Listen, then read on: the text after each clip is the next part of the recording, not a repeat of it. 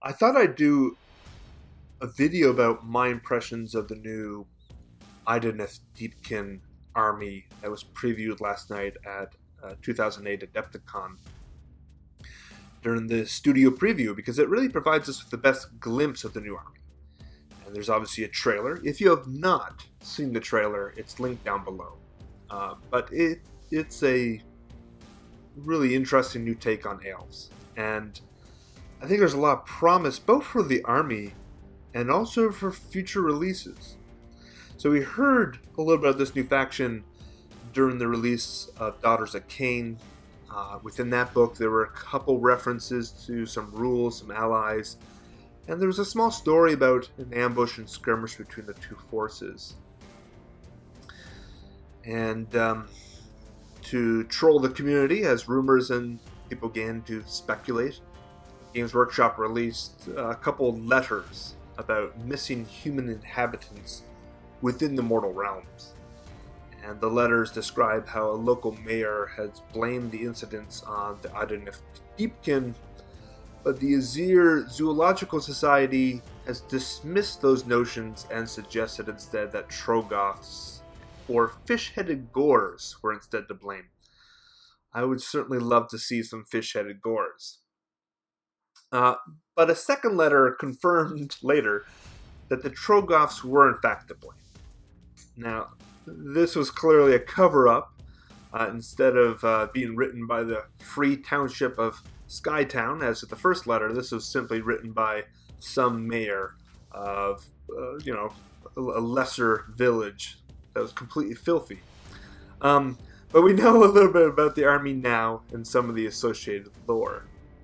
So the Deepkin are a new version of the Sea Elves, and they have some obvious mutations as well.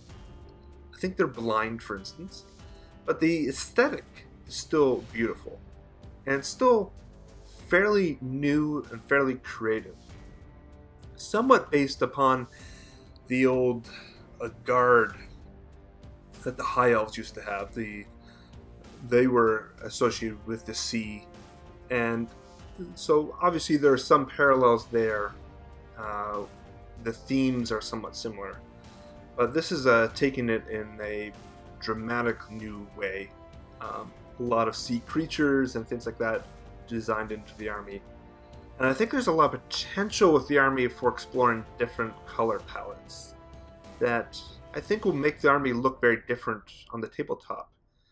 A lot of sea creatures can be fairly exotic with their coloring, and the sea in general can go from, very light green to a very kind of dark blue. There's a lot of very interesting colors that you can experiment with.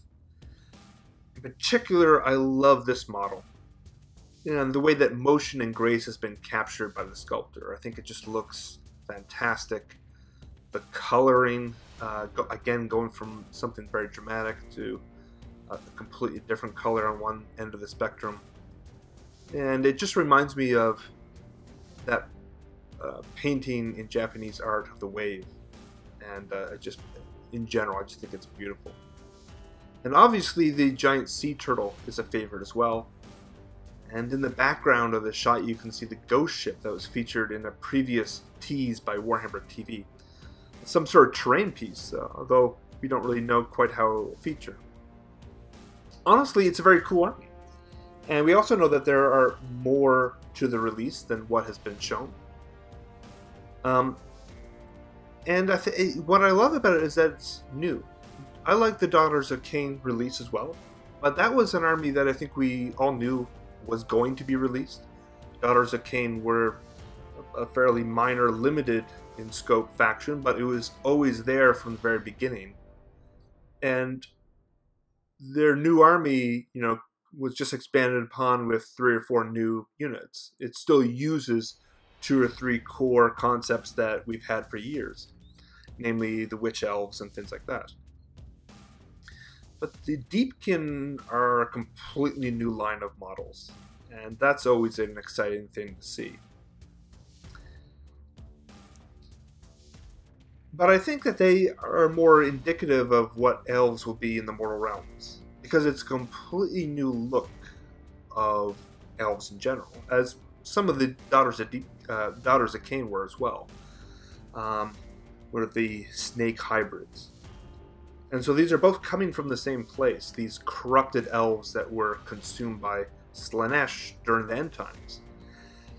So the only elves that basically escaped being consumed were Alariel, Tyrion, Teclis, and Malerion, who was formerly Malekith, the Witch King. And I just think that poses some interesting questions. Tyrion and Malerion really couldn't find any elves initially, but in their dreams they could hear the anguished cries of the damned elves that were devoured by Slaanesh after the world was destroyed. And by consuming all these souls, Slaanesh was bloated and helpless, and so it needed to kind of hide and hoping to consume all these souls, but apparently they were a little bit hard to properly digest. Now, Morathi was originally one of those consumed, but she managed to escape, although she's still deformed by the experience of being in Slaanesh's belly for so long. So that's why she's kind of this winged snake creature. So, knowing how she escaped, she was able to help Tyrion, Teclis, and Malerion as they collectively managed to capture Slaanesh, and they started the process of releasing these tortured elven souls back into the world.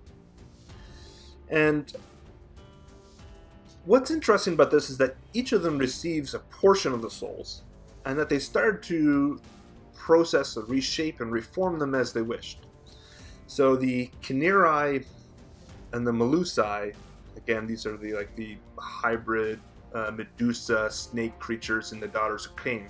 Those are like the new elves that Morathi has shaped as she desired. And Teclis created the Idoneth Deepkin. Now, it's important to note that this is a project that was not successful, as they appeared to be malformed and blind, and even in the initial story, they immediately fled all contact of gods and mortals. Until now, they seem to have resurfaced for whatever reason. So I think there's some interesting parallels between Teclis's own corrupted nature. Compared to his brother, for instance, he was always kind of weak and sickly. So I'm wondering if that's the reason why they're a little bit more malformed, but it could just be the fact that they were consumed by Slaanesh for so long. But there are at least two other Elven factions that we can see that would be forthcoming. Remember that Tyrion and Malerion also received a portion of souls. So in the Daughters of Cain book, we learn that in the realm of light, there are elves crafted as luminous and angelic creatures. And regardless of what you think about the high elf aesthetic, this is kind of pushed to an even higher degree. And we can kind of assume that these are created by Tyrion, but it doesn't actually specifically say. And Tyrion and Teclis have this weird symbiotic bond now where Tyrion is blind and can only see through Teclis. But they each seem to have created their own elves. I think it's reasonable to think that Tyrion was responsible for the kind of the luminous beings. But likewise, Malerion created his own elves that are described as dark, majestic, and terrible. And if you just look at the artwork from Malerion in general, if that's the basis of where his elves are going, that should be a very interesting release. That is, maybe you could think about, the Dark Elf line had a lot of crazy beasts and things like that. That may be where that aesthetic is going, kind of the harpies and things. But we know that the Idoneth Deepkin are Teclis's first experimental creatures, so maybe they created more than one each, and that there could be more at some later point. And I think that leaves the door wide open for all sorts of exotic elves, and perhaps some that are not aligned with order at all, which would be an interesting twist. Even if we assume that there are two more elf releases based on the traditional light and dark aesthetic, the Deepkin are still new and unexpected. Like I said, the Daughters of Cain were something that I would have bet on right from the beginning. The Deepkin are something new. It's a complete new line. And that's drawing upon an aesthetic that is different. It's similar to the Sea Guard of the High Elves, but clearly these are not noble High Elves at all. So I was pleasantly surprised by the Daughters of Cain. Although it was kind of expanded with some new elves, the faction was not expected. In contrast, this is something new and different. And more than anything, I think they leave the door open for more possibilities. So not only do I think it's a really cool army, and I will probably eventually pick it up, as I will almost every army. I don't know if it'll be a top priority, but I certainly love the aesthetic. I love seeing just the new armies, these new Age of Sigmar aesthetics really coming into their own. It's nice. I love the traditional elf factions of the Warhammer Fantasy Battle. I owned all of them. And I love Tolkien, and I love where those connections are drawing upon. But it's nice to also just see a truly new aesthetic that is very much at home within Age of Sigmar itself.